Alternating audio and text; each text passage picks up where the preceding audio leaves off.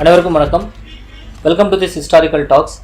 நம்ம ஹிஸ்டாரிக்கல் டாக்ஸில் என்ன பண்ணிட்டு இருக்கோம்னா, யூபிஎஸ்சி டிஎன்பிஎஸ்சி எக்ஸாமினேஷன்ஸ்க்கு ப்ரீவியஸ் இயர் கொஷின்ஸ் எப்படி கேட்டிருக்கானோ அதை சிலபஸ் வைஸ் நம்ம பார்த்துட்டு ப்ளஸ் அந்த ஏரியாவை ஏதோ ஒரு ஏரியாவை எடுத்து அதை பற்றி நம்ம பேசிகிட்டு இருக்கோம்.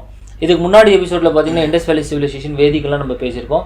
இன்றைக்கி வந்து ரொம்ப முக்கியமான ஒரு டாபிக் நம்ம பேச போகிறோம். கிஷோர், நீங்கள் என்ன டாபிக் நம்ம பேசலாம் சொல்லுங்கள். சார், இன்றைக்கி வந்து ரொம்ப இம்பார்ட்டண்ட்டான டாபிக். ஒவ்வொரு வருஷமும் அதுலேருந்து அட்லீஸ்ட் ஒரு கொஸ்டின் இல்லைனா 2 கொஸ்டின் கேட்குறதுக்கு வாய்ப்பு இருக்குது சார். என்ன டாபிக்னா புத்திசம் அண்ட் ஜெயினிசம். ஓகேங்களா சார். இப்போது அதில் என்ன மாதிரியெல்லாம் கேட்டிருக்காங்க அப்படிங்கிற ஒரு ஓவர்வியூ நம்ம பார்த்துடலாம் சார். ப்ரீவியஸ் இயர் கொஸ்டினில் அந்த புத்திஸ்டோடைய செயின்ஸ் பற்றி கேட்குறாங்க.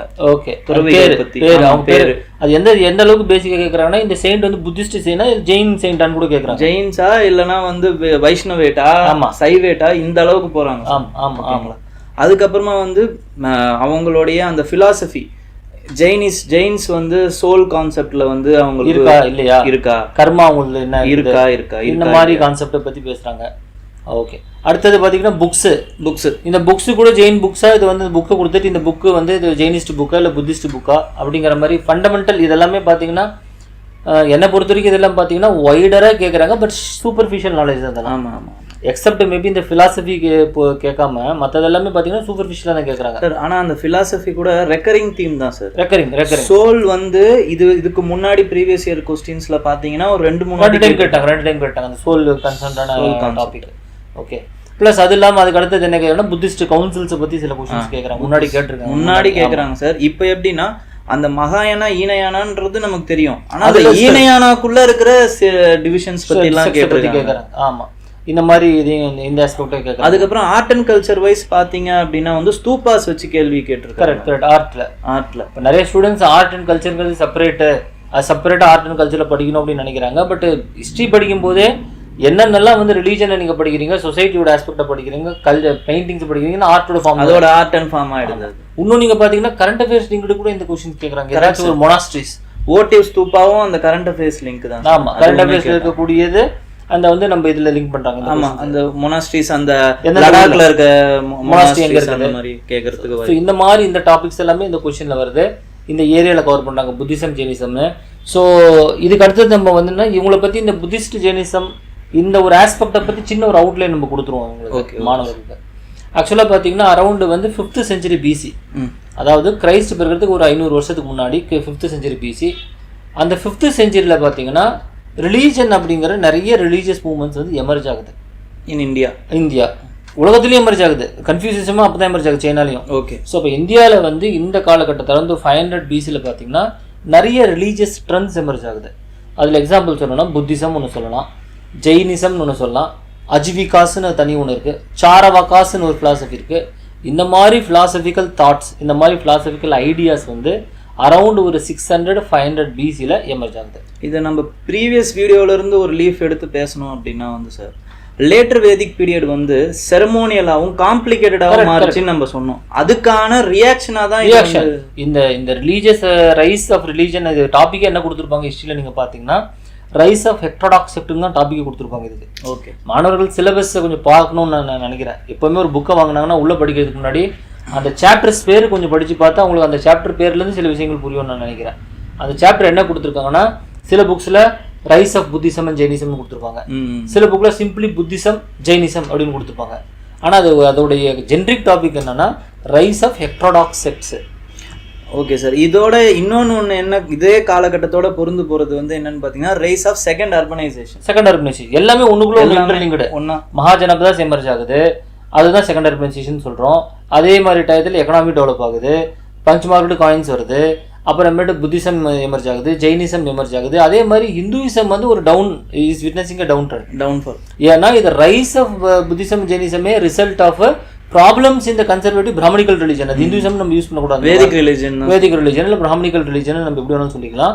அதனால இது எமர்ஜ் ஆகுது இந்த ரீஜன். ஸோ இதுதான் ரைஸ். ஓகே, அப்போ இது வந்து எல்லா மூமெண்ட்டும் பேரலாக ஒரே டைமில் எமர்ஜ் ஆகுது. புத்தா மகாவீரா 2 பேருமே கான்டெம்பரரி. இந்த மாதிரி கொஸ்டின்ஸும் கேட்குறாங்க. ஆமாம், இந்த கொஸ்டினை நீங்கள் பார்த்தீங்கன்னா புத்தா எந்தெந்த பிளேசஸ்லாம் விசிட் பண்ணியிருக்கிறாரு, கரெக்ட், எந்த பிளேஸ் வந்து புத்தா வந்துக்கு அவருக்கு சம்மந்தம் இல்லாத பிளேஸு. ஒரு 2-3 இயர்ஸ் முன்னாடி கொஸ்டின் கொடுத்துருக்கேன். ஆமாம், அவந்தின்னு சொல்லிட்டு ஒரு பிளேஸ் கொடுத்து இங்கே வந்து புத்தா போல உஜ்ஜைன் அப்படின்னு சொல்லி கொடுத்துருக்காங்க. ஸோ இந்த மாதிரி எந்தெந்த இடத்துலலாம் போயிருக்காரு, எங்கே போகலன்னா உத்தரப்பிரதேசம் பீகார் ரீஜனில் சுற்றி இருக்கிறாரு. இது வந்து அவர் கொடுத்த சென்ட்ரல் பார்ட் ஆஃப் இந்தியாவில் ஒரு சிட்டி கொடுத்துருக்காங்க. ஸோ இதெல்லாம் மாணவர்களுக்கு ஓரளவுக்கு மேப் வச்சு பார்த்து கொஞ்சம் புரிஞ்சுக்கணும். Okay sir. ஸோ அப்போ இங்கே வந்து புத்திசம் வந்து எங்கே ரைஸ் ஆகுதுன்னா இப்போ ப்ரெசன்ட் டே நேபாள் பீகார் அந்த பார்டரில் வந்து புத்திசம் அப்படிங்கிற புத்தாங்கிறவர் பிறக்கிறாரு. அவர் பேர் சித்தார்த்தா. இதெல்லாமே மாணவர்களுக்கு கொஞ்சம் அவுட்லைன் தெரியணும். அவரோட ஸ்டோரியை பற்றி ஒரு ஜென்யூன் ஸ்டோரி தெரிஞ்சுக்கிட்டா ஸ்டோரியை வச்சு கொஞ்சம் கொஞ்சமாக எல்லா சப்ஜெக்ட்டும் அவங்க படிச்சுக்க முடியும். ஸ்டோரி எடுத்துக்கிட்டிங்கன்னா நீங்கள் பார்த்தீங்கன்னா சித்தார்த்தாங்கிறவர் அவரோட அப்பா யார், சுத்தோதனா, அவர் என்ன வேலை பண்ணார், சாக்கியா கிளானுக்கு அவர் வந்து சீஃபாக இருந்தார். அப்போ புத்தாவுக்கு வந்து சாக்கிய முனின்னு பேர் வந்ததுக்கு காரணமே ஒரு சாக்கியா கிளானில் இருந்ததுனால தான். அதுலேருந்து ஒரு முனியாக ஒருத்தர் வந்தார். அப்போ இதெல்லாம் இன்டர்லிங்க்டு பண்ணி படிக்கக்கூடிய எல்லாம் ஃபேக்ட்ஸாக ஞாபகிக்கணும் அவசியம் இல்லை. லிங்க் பண்ணி நம்மளோட ஞாபகம் லிங்க் பண்ணி படிச்சு. ஆமாம்.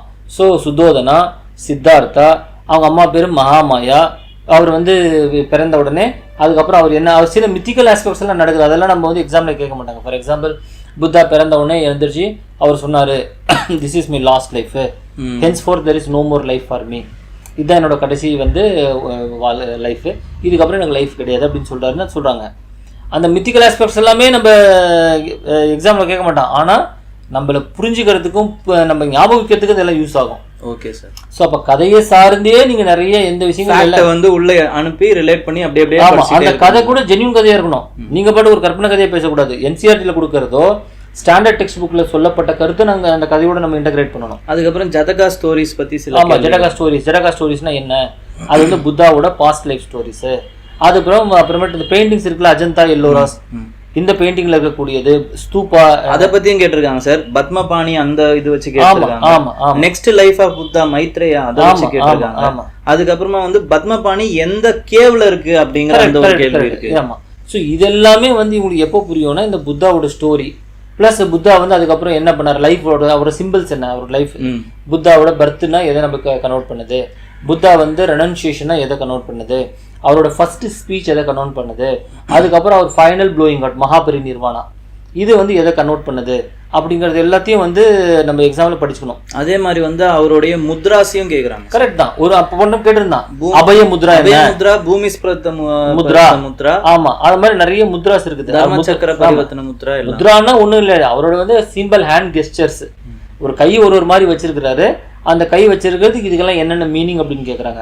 இதெல்லாம் நம்ம ஆல் ஆஃப் எ சடன் திடீர்னு A to Z அப்படி படிக்க முடியாது. கிராஜுவலாக கொஞ்சம் கொஞ்சமாக ஸ்டோரி படிக்கும்போது புத்தா வந்து ஃபர்ஸ்ட் அவரோட பேசிக் என்ன, பேக்ரவுண்ட் என்ன, அவர் எப்படி வந்து ஒரு என்டர்டைன்மெண்ட் ஆகுறாரு, அதுக்கப்புறம் அவரோட மெசேஜ் என்ன, புத்தாவோட மெசேஜ் என்ன, அவர் வந்து டீர் பார்க்கு சாரநாத்துக்கு போறாரு. ஏன்னா இது எல்லாமே பிளேசஸ் கனெக்டட் தான். அவர் போய் காயால வந்து என்டர்டைன்மெண்ட் ஆகுறாரு, சாரநாத்தில் போய் ஃபர்ஸ்ட் லெக்சர் கொடுக்குறாரு. அந்த ஃபர்ஸ்ட் லெக்சர் பேர் என்ன, Dharma Chakra Pravartana, turning the wheel of dharma. So இந்த மாதிரி அவர் ஒரு லைஃப்ல என்னென்ன பண்றாருங்கிற அசோசியேட் பண்ணி நம்ம இது படிச்சாதான் ஓரளவுக்கு புரியும் நான் நினைக்கிறேன். புத்தா மட்டும் இல்லை, ஃபைனல் அதே மாதிரி ஒரு மெசேஜஸ் என்ன சொன்னார், என்ன 4 நோபல் ட்ரூத்ஸ் என்ன சொன்னார், 8 fold பாத் என்ன சொன்னார். ஓகே, இது எல்லாத்தையும் ஸ்டூடெண்ட்ஸ் கொஞ்சம் கொஞ்சமாக தான் படிக்க முடியும். ஏன்னா புத்திசம் அப்படிங்கிறது ஒரு கடல் மாதிரி, அது ஒரு டாபிக். ஆமாம், கரெக்ட். ஆனால் இது படிக்காம விட முடியாது. 2 ரீசனுக்காக படிக்காமல் இருக்க முடியாது. ஒன்று பரிச்சை, ஆமாம். ரெண்டாவது வந்து இது தெரியலன்னா நீங்கள் இந்தியன் சொசைட்டியை புரிஞ்சிக்க முடியாது. கரெக்ட். இன்டர்வியூவில் கேட்டான்னு வச்சுக்கோங்க, என்ன சொல்லுவீங்க? இல்லை இன்டர்வியூவில் கேட்டாலும் ரொம்ப கஷ்டம் தானே. இது நம்ம அது புத்தா பற்றி தெரியல, ஒரு இந்தியாவாக இருந்துக்கிட்டு நான் புத்திசம் ஜெயினிசம் பற்றி நம்மளுக்கு தெரியல அப்படின்னா ஒரு கஷ்டம். சிமிலர் பேரலல் ட்ரெண்டே ஜெயினிசம் தான். அவருக்கும் அதே மாதிரி 5 ஆஸ்பெக்ட்ஸ் இருக்குது. ஆமாம். ஸோ ஜெயினிசமில் அதே மாதிரி இந்த புக்ஸ், எழுதப்பட்ட புக்ஸு, புத்திசமில் என்ன புக் எழுதியிருக்காங்க, ஜெயினிசமில் என்ன புக் எழுதியிருக்காங்க, புத்திஸ்ட் கவுன்சில்ஸ். இது சிம்பிளான கொஸ்டின்ஸ். புத்திஸ்ட் கவுன்சில் ஒரே ஒரு வாட்டி தான் சார் கேட்டிருக்கேன். ஆமாம், புத்திஸ்ட் கவுன்சில். ஆனால் புத்திஸ்ட் கவுன்சில் எழுதப்பட்ட புத்தகம் இருக்குதுல்ல, சுத்த பீட்டக்கா, வினய பீட்டக்கா, அபிதம்ம பீட்டக்கா, இது எல்லாத்தையும் இது பண்ணணும். Plus 4th Buddhist council Hinayana மகாயனா. இந்த ஒரு கொஸ்டின் கேட்டிருக்காங்க. போதி சத்வாங்கிற கான்செப்ட் வந்து ஹீனயனாவா மகாயனாவாங்க கேட்டிருக்காங்க. இந்த போதி சத்வா அப்படிங்கிறவர் யாருன்னா புத்தா வுட். அவர் புத்தா மாதிரி தான் என்லைட்டன்மெண்ட் ஆயிட்டாரு. ஆனால் வந்து இங்கே இருந்துக்கிட்டு மற்றவங்களுக்கும் என்லைட்டன்மெண்ட்டுக்கு ஹெல்ப் பண்ணுறவர். இது வந்து மகாயானா கான்செப்ட். ஹீனயானாங்கிறது original teachings of Buddha. Buddha என்ன சொல்றாரு, கடவுள் இல்லைங்கிறது. புத்தா என்ன சொல்றாரு, செர்மோனியல் இல்லைங்கிறது. புத்தா என்ன சொல்றாரு, one has to find salvation for himself அப்படிங்கிறது. ஃபைண்ட் டெலிஜென்ட்லின்றது. ஆமாம், அவர் தன்னைத்தானே சால்வேஷன் ஆகிக்கணுங்கிறாரு. பின்னாடி வந்த மகாயானா என்ன சொல்றாங்க, அந்த பிரிவு ஹீனயானா மகாயானா 4th புத்திஸ்ட் கவுன்சிலில் பிரியுது. அதாவது கனிஷ்கா காலத்தில் பிரியுது. அது அப்போ பிரியும் போது இந்த மகாயானா என்ன சொல்கிறாங்கன்னா, இல்லை நம்ம உருவ வழிபாடு வச்சு பண்ணால் தான் புத்தாவை நம்மளுக்கு ஃபீல் பண்ணுறோம், புத்தாவே கடவுள் ஆக்கிடுறாங்க. ப்ளஸ் அது ஒரு பில்கிரிமேஜ் மாதிரி கிரியேட் பண்ணுறாங்க, எல்லாமே ஸ்தூபாஸ் எல்லாம் கட்டுறாங்க. ப்ளஸ் அது ஒரு மாதிரி ஒரு செர்மோனியல் மாதிரி ஆக்கிடுறாங்க. ஆமாம், அதுக்கு தான் இந்த போதிசத்துவங்கிற கான்செப்டை கொண்டு வராங்க. இந்த போதிசத்துவ கான்செப்ட்டுங்கிறது என்ன, புத்தாவோட நானும் புத்தா அளவுக்கு ரீச் ஆகிட்டேன், ஆனால் புத்தாவை ஆகலை. ஏன்னா அது அந்த கிராசிங் நடக்கலை, அந்த ரிவர் கிராசிங் நடக்கலை. அப்போ என்ன பண்ணுறேன்னா, மற்றவங்களை எல்லாத்துக்கும் நான் ஹெல்ப் பண்ணிவிட்டு நான் வந்து கிராஸ் பண்ணிடுறேன். ஏன்னா தான் வந்து மொத்தமே ஒரு என்டர்டெயின்மெண்ட் ஆகி தான் மொத்தமே ஒரு சால்வேஷன் ஆகிறது, அது ஒரு செல்ஃபிஷான கான்செப்ட்டு, அது ரொம்ப சுயநலமானது. எல்லாத்துக்கும் ஹெல்ப் பண்ணதுக்கப்புறம் தான் நான் அவன் அப்படின்னு பிலீவ் பண்ணுற கான்செப்ட் போதிசத்துவ கான்செப்ட். இது கேட்டிருக்காங்க, இது கொஷின்ஸில் எல்லாமே கேட்டிருக்காங்க. ஆமாம். ஸோ இந்த மாதிரி கொஞ்சம் கொஞ்சமாக ஸ்டெப் பை ஸ்டெப் நம்ம படிச்சுட்டு ப்ரீவியஸ் இயர் எல்லா கொஷின்ஸும் நம்ம பார்க்கணும்.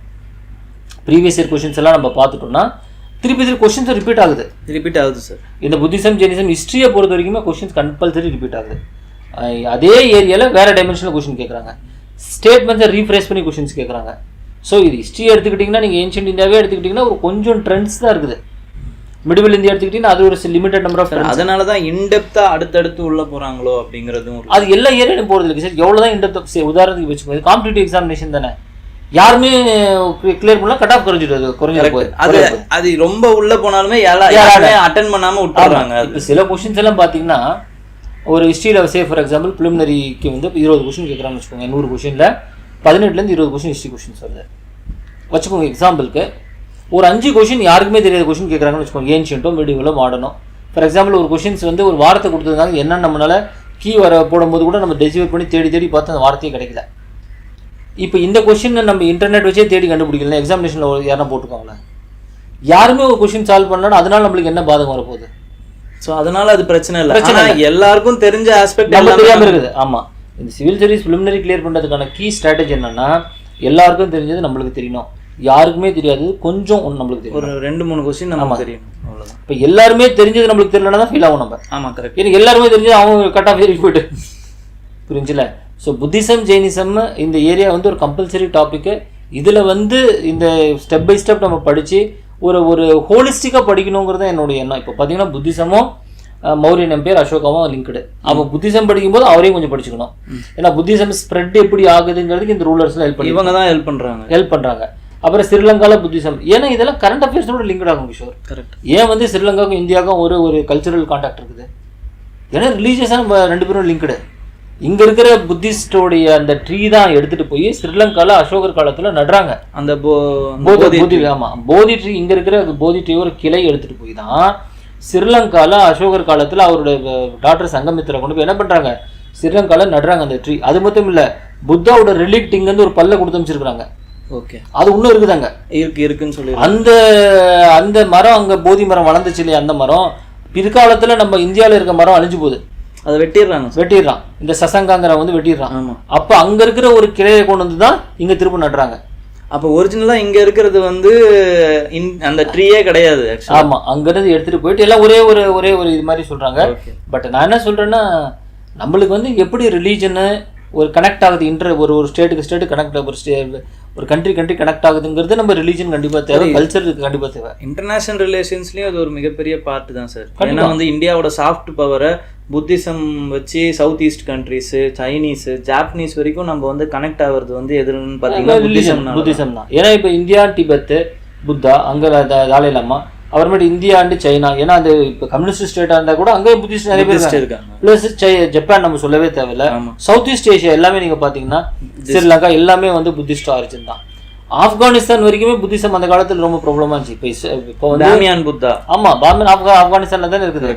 அப்போ இந்த whole of south east Asia எல்லாமே வந்து பிணையக்கூடிய ஒரு ஃபோக்கல் பாயிண்ட் என்னன்னு பார்த்தீங்கன்னா நீங்கள் இந்த ரிலீஜன் தான், புத்திசம் ஜெயினிசம் தான். ஸோ இந்த டாப்பிக்கை ஸ்டூடெண்ட்ஸ் வந்து கொஞ்சம் மெனக்கெட்டு, இல்லை எதனாச்சும் ஒரு டைம் வாய்ப்பு இருந்தால் கிளாஸஸ் ஏதாச்சும் அட்டன் பண்ணி ஃபுல்லாக ஓரளவுக்கு படிச்சுட்டாங்க அப்படின்னா இது என்றைக்குமே இந்த இன்ஃபர்மேஷன் யூஸ் ஆகும்னு நான் நினைக்கிறேன். ஓகே சார், ஓகே, நம்ம இதோட முடிச்சுக்குவோம். ரொம்ப டீட்டெயிலாக இந்த டாப்பிக்கை பேசணும்னு நினச்சேன். பட் இந்த டாப்பிக்கை பேசணும்னா 1.5-2 hours ஆகும்னு நினைக்கிறேன். இந்த டாபிக் நம்ம உள்ளே போயிட்டோம்னா எப்படி வந்து புத்தா பிறந்தார், என்னென்ன மெசேஜ் பண்ணாருன்னா பார்ப்போம். பட் ஜஸ்ட் ஒரு அவுட்லைன் கொடுத்துருக்காங்க. உங்களுக்கு எது அதை பற்றி வேறு ஏதாவது இன் டீட்டெயிலாக பேசணுன்னாலும் அவங்க கமெண்ட்ஸில் என்ன கேட்டாங்கன்னா அதுக்கு தகுந்த மாதிரி நம்ம பின்னாடி சப்ஸ்கிரைப் வீடியோஸில் என்ன போடுவோம். So will conclude here. Thank you, all the very best. Thank you.